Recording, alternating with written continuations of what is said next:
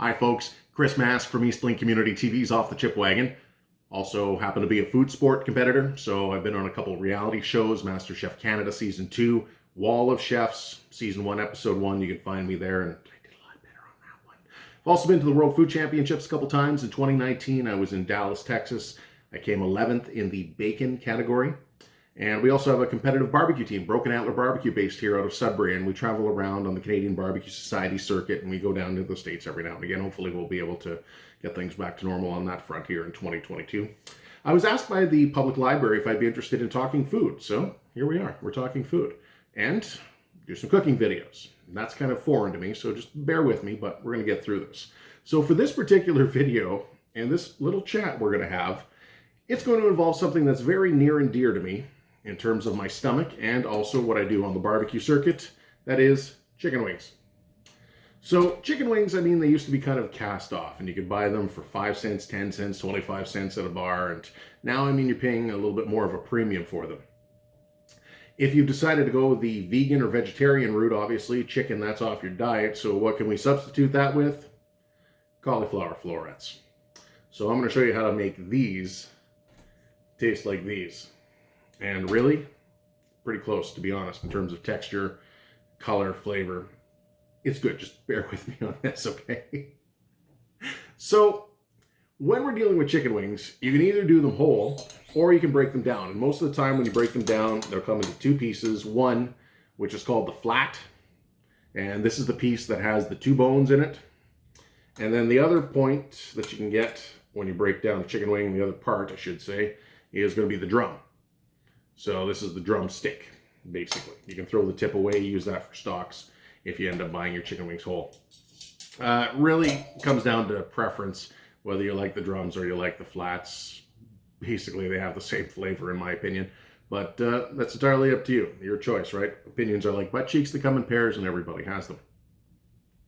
So when you decide to make your chicken wings, how are we going to do this? Deep fry.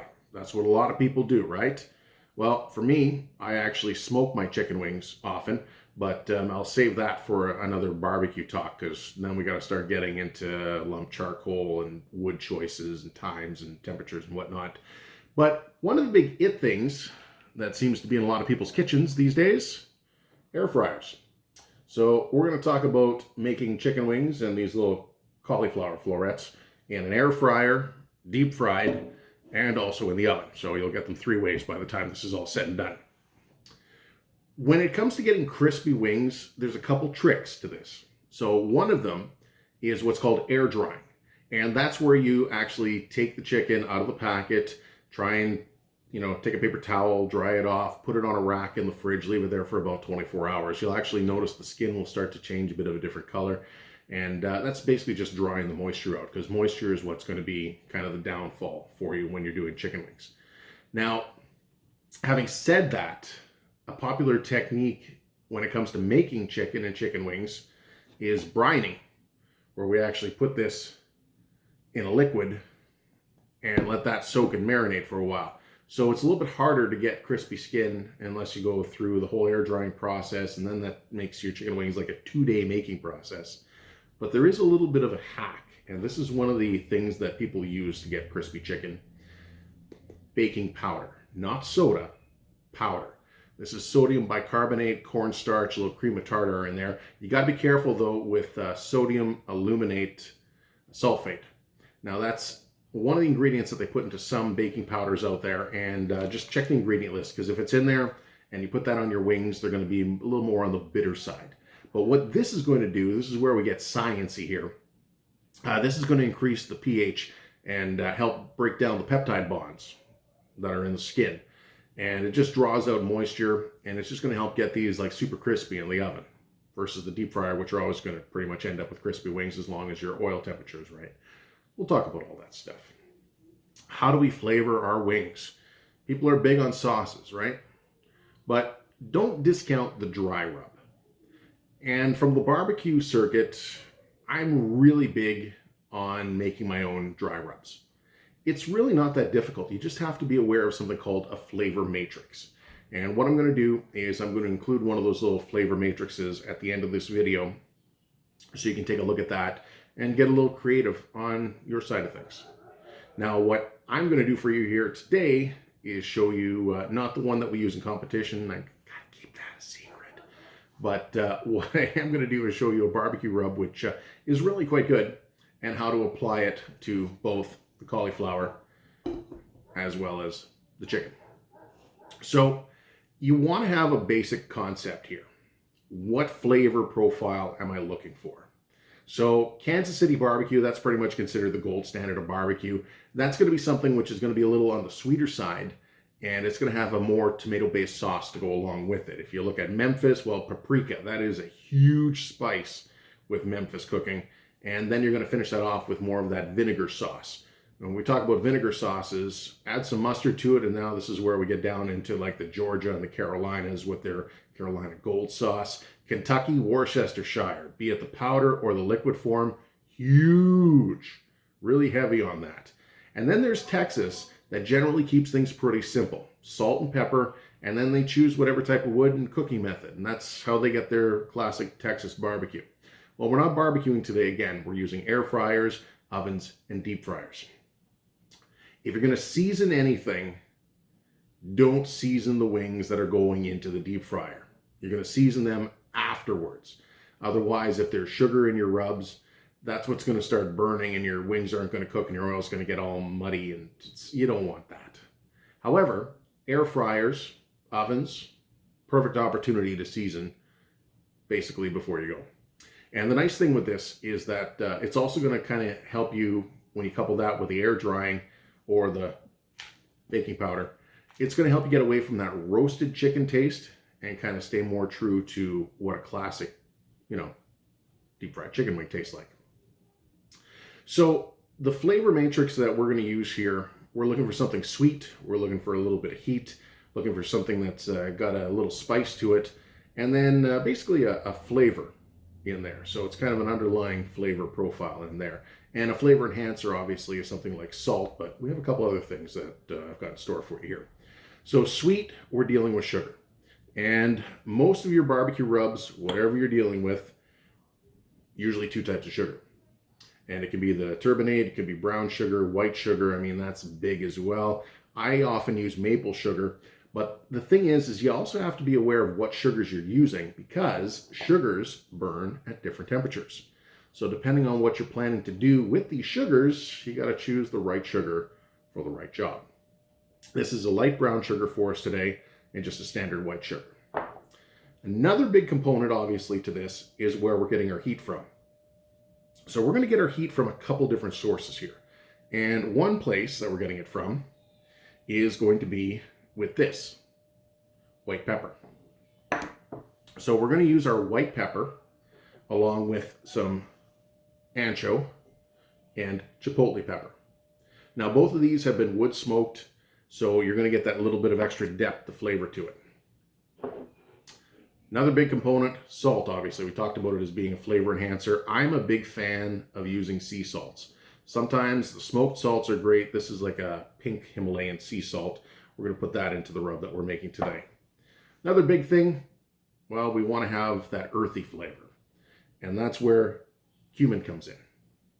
So when you're dealing with things like cumin,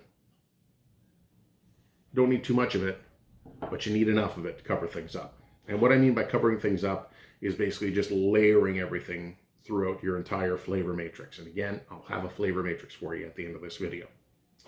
Garlic powder. No. Granulated garlic. Yes. Why? Doesn't clump. Better distribution with this. The other thing, onion. Not powder, granulated. Using fresh becomes a little bit of an issue there because it's about grinding it up, and it gets a little messy and muddy there. Now, paprika. Hungarian paprika is going to have more of a kick than your regular smoked paprika. So just be aware of what type of paprika you're buying before you start using it. At this point here, we're getting into where we're looking at our other flavor enhancers. And our other flavor enhancers, this is going to seem a little weird, but I like a little citrus because it really complements the cumin nicely and it goes well with chicken. So we're using orange peel.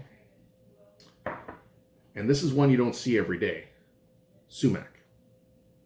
Yeah, basically the sumac tree Yeah, you're grinding down the little bits of it, and you're going to get this beautiful red spice. Gives you a beautiful color to it, and also has a little bit of an earthy and a citrus flavor, which goes with the orange and all the other spices here. It's about finding something that works in that matrix. Now, the thing is that when all these spices are combined, maybe that's not to your flavor palette. Maybe you need to add a little more of this or a little more of that. Adjust at the end. But the big thing is when you're dealing with a lot of these dry spices, you also have to have something that's going to accentuate things like thyme. So we're going to add that in there as well. Our dry spices, other than our sugars, we're going to toast those in a pan first before we put them into a food processor and make our final spice rub, which is going to go onto our chicken and our cauliflower florets. The only chicken it's not going to go on is the chicken that we're going to end up putting into the deep fryer. When we're dealing with cooking, the oven, preheated. Best thing you can do. And even with the air fryer, as much as it seems like you can set it and forget it, preheat it first for about 10 minutes before you use it. The nice thing about the air fryers, you're going to get it done in a fraction of the time. When you're using your oven, though, the one thing that I can suggest that you really should use, particularly for making chicken wings, is a wire rack. And this is just a simple little cookie rack you can get. Put that on the top of a baking sheet. You can line that with some aluminum foil. Don't use wax paper, use the foil. You'll get the reflection of the heat. Plus the air can circulate all around when the chicken's up on the rack. And yeah, it's a little bit more of a pain to clean, but trust me, your chicken wings, you're gonna bring that game up to the next level when you're doing things like that. So what we're gonna do is we're gonna move over to the stove, and we're gonna play with a few of these things. All right, so we moved over to the stove. So when we do put the wings in the oven, we've got this preheated to 350. The air fryer, which is off to my side here, and you can't really see in the shot, we've actually ran that for about 10 minutes at around 400. So that's preheated. And our oil, which is on the stove here in this little tiny pot. This right here, we want to get up to about 350 degrees. So you put it on about a medium-high heat, that should get you there. But to make sure you're at the right temperature, always use your thermometer. It's the best way to keep things accurate and honest. Now, this pot, this is where we're going to make our buffalo sauce. So our buffalo sauce, I mean, you can buy Frank's Red Hot or any of the other commercial stuff out there, but making your own doesn't really take a whole lot of time, and it's really only a handful of ingredients. This recipe will be included at the end of the video as well. We got to start with a base, though, for our sauce, and that's basically going to be either rice vinegar or apple cider vinegar. We use apple cider vinegar a lot on the barbecue circuit, so I always generally have this at home. So you're going to want to put about 1/3 of a cup of that in as your base. Now what you're going to use to make up the rest of this, we've got our thickener, which is going to be 2 teaspoons of cornstarch. And then in here, we've got minced garlic. I like using fresh because we're going to throw this through a immersion blender anyway. I've got 1 green onion in here. Again, use fresh. You can use onion powder, garlic powder as well, but why not? We got salt, we've got chili powder in here, we've got cayenne, and what's going to give us that little bit of extra sweetness is right here, which is a little bit of local honey. So this right here comes from the Séguins. They also have the sugar bush out in the Wellville. So this right here is going to give our sauce that little bit of extra sweetness that we want. So bloop, right in there, just like that. And all the rest of these ingredients, you can put them right in here. Generally, when you're working with any kind of spices, you're going to want to put that through a sieve before you do anything, but because this is going in the immersion blender, we're not going to get the big lumps and chunks anyway. So we'll take our whisk, we'll whisk this bad boy up here, and then we're going to wait till it starts to bubble a little bit before we add our cornstarch, and then we're going to wait till it thickens, and then once it thickens, that's where we'll cool it, put it in the blender. Now you got about a 1/2 cup of basically buffalo wing sauce that we can use. So this pan here, this little pan here has been on about a medium-low heat, and here's where we're going to toast our spices for the rubs we're going to use. So again, we're not going to do the sugar, we're not going to do the salt in this. It'll all get blended up eventually. But there's our thyme, that's our ancho chili, here's our chipotle chili here. Again, I like using the smoked chilies because they're already there. As soon as they hit the pan, you'll start to notice it starts getting fragrant. So make sure it just doesn't burn. We add in our white pepper, our sumac. Again, that's my little special spice that I like to add into these things. Our paprika, Hungarian paprika, gives you a little more heat kick there. But again, that's going to be your choice, what you want. Cumin, big, big, big. Particularly if we're going for those southern flavors like that. We're going to use our orange peel in there, our garlic, and our onion powder. And you're just going to toast that until it gets fragrant, basically. So this one on the go here, I can hear it already starting to bubble a little bit. We'll give that a stir and let that sit and be happy for a minute.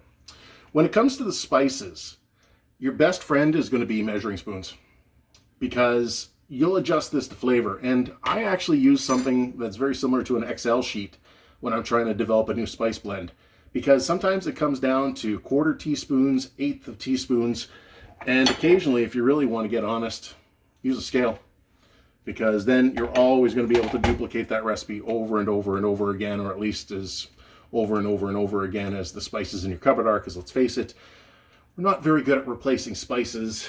I probably have stuff in there that's probably about 4 or 5 years old, and it's probably no good anymore. But hey, we all have our kitchen nightmares and secrets, right? So basically, once we got that all toasted up here, once we got our sauce on the go, this is going to eventually move. Oh, you can smell that. It's just gorgeous. Beautiful smell. This is eventually going to go into our blender, and we're going to make that nice and powdery, again with our sugar and our salt. And then this here, which is starting to bubble now, here's where we can throw in our cornstarch and thicken this up. And again, this is going to hit a blender, because that's going to be one of our 2 sauces. The second sauce, the Alabama white sauce, really, there's not a lot to it. And you'll see it takes about 5 minutes to make. And people will love it because it is something a little on the different side. And different when it comes to barbecue, and sometimes when you're serving wings can be good, because that means things stand out, right? A lot of times with wings nowadays, we're starting to go with international flavors, whether they're putting curry on wings. The Korean barbecue is very popular as well. Teriyaki, I mean, most people have tried that before. If you go to some of these commercial places, you'll see where they're even starting to get fusions in there, where dill pickle is mixing with a lot of things that you wouldn't think.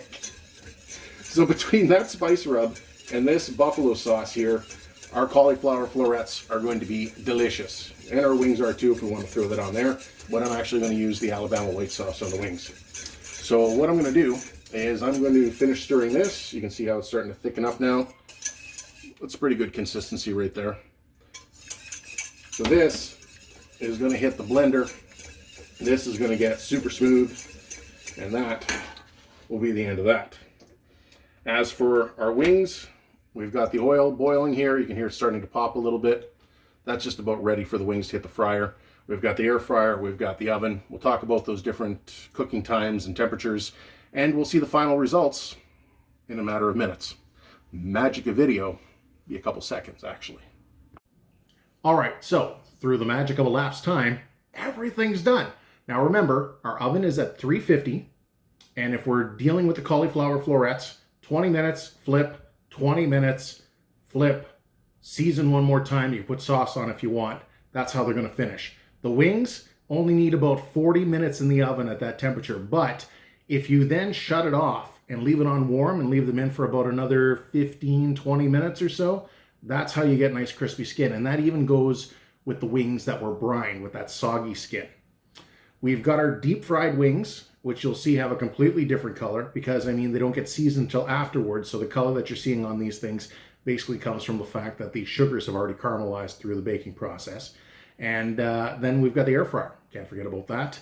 Fraction of the time, maybe 20 minutes for the florets. Don't forget to flip them about halfway through. Crank that up to the full temperature that you can get on that. And the same thing with the wings as well. Fraction of the time, maybe 10, 15 minutes. As long as they hit that internal temperature of 165. So that's why you need your meat thermometer, because it's nice to give you a blanket temperature, but at the end of the day, you don't want to overcook those wings. You don't want the meat to be dry. So it all depends on a lot of factors like size. So use the meat thermometer. When it hits 165, your wings are done. And once again, just to recap, when it comes to seasoning, the deep fried wings don't get seasoned until the end. And that's why when they're done, they'll look like this. So you can see these are more of that golden color. There's our buffalo sauce in the middle, and I did some French fries because I do a TV show on French fries, so I think I know French fries. But anyway, these super crispy. In fact, you can even see, I don't know if you'll hear it, but that's what deep frying does. Now, the same concept kind of applies with the air fryer. That's what you're hoping for in the end, right? To get that crispy crunch. So these are the brined wings, and you'll see again a bit of a deeper color to them.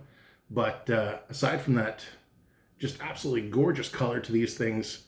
And again, really crispy exterior. You'll notice a bit of sauce on there. I put the buffalo sauce on there, and I threw some blue cheese on there just because buffalo sauce and blue cheese goes hand in hand. Those are going to have a deeper flavor because, again, we brined them. And if you do that with a turkey, you'll never have a dry Thanksgiving or Christmas turkey again, FYI. So we're going to go to the oven-baked wings. Now these here are the ones that I finished off with the Alabama white sauce. You can see that. There's some roasted Cubano pepper as well in the middle that I added to this. Again, very similar color to the brined wings, but that's because both of these were done in the oven. The air fryer, well, guess what? Not as deep of a color, but you can see still crispy. Right? So again, oven, air fryer. Gorgeous color, gorgeous cook on them. And again, you're not deep frying them, but if you do deep fry them, again, one deep fried. So you can really see the difference. But what about our cauliflower? Air fryer and oven, same way. We threw our buffalo sauce on there. Now this is actually a vegan blue cheese. It's made with cashews. So you can order it online. You can find it at, I think you can find it at the local stores here in town. I actually got mine from down in the GTA a little while ago. But look at the color on this. That's the natural sugars plus that's our spices with that extra sugar in there. And then you throw that buffalo sauce on there. Oh, this is truly a, I don't know if you can hear that crunch, but it's fantastic. Like, you might be able to hear that. Sorry about the hand in the way in my face there. Big flavor comes from our own rubs. Big flavor comes from making your own sauces. And the thing is, depending on your diet and your dietary restrictions, you can adjust things like heat, salt, sugar content. At the end of the day, a little bit of extra time goes a long way to becoming a chicken wing champion. Winner, winner, chicken dinner. I don't really want to say that it's Guy Fieri, but living in Northern Ontario, maybe Guy Fieri, possibly. I could put that on a t-shirt. Anyway, thanks for watching. Recipes are going to be at the end of this. If there's something in particular you want to see in the future, by all means, reach out to the library or reach out to me on social media. And if I do another one of these videos, I'll be more than happy to try and answer your questions and maybe help you become a better cook. Keep enjoying me in food sport. Stay safe. Bon appetit.